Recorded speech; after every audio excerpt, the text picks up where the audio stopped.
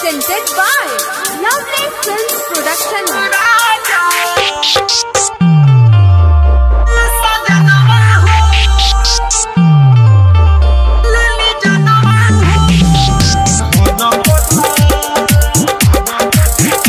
पता खुद खन कावताटे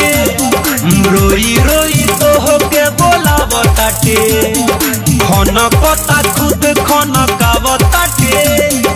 रोई रोई तो होके बोलावताटे ई कंगनवा हो ए सजनवा हो ई कंगनवा हो ए सजनवा हो खन पता खुद खन कावताटे रोई रोई तो होके बोलावताटे ई कंगनवा हो ए सजनवा हो ई कंगनवा हो ए सजनवा हो।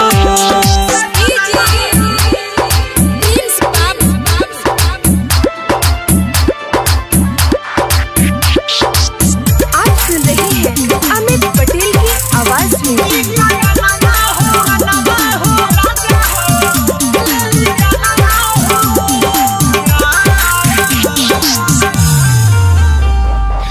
रोवेला कारी रे कजरावा रोवे भीतर से जियारावा राजा हो सुना सुना लागेला घरवा आंगनवा दुआरवा रोवेला कारी रे कजरावा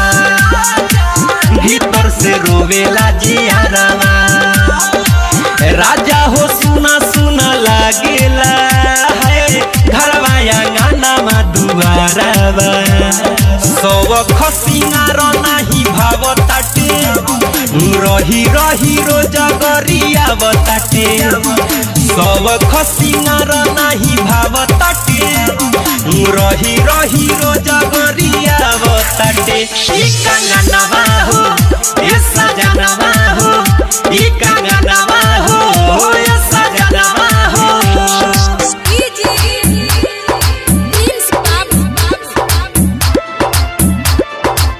आप सुन रहे हैं अमित पटेल की आवाज में।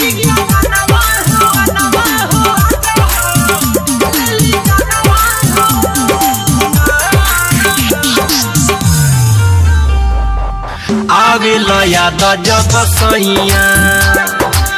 आवे ओंघाई अंगड़ैया जाला सिहर देह राजा हो बहेला जब जब पुरवैया हो आवे याद जब सैया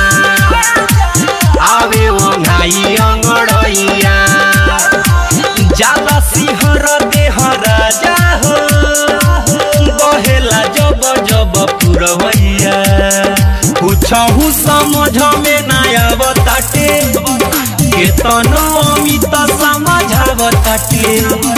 कुछहु समझ में ना आवताटे केतनो दिवाकर मनावताटे ई कंगनवा हो ए सजनवा हो ई कंगनवा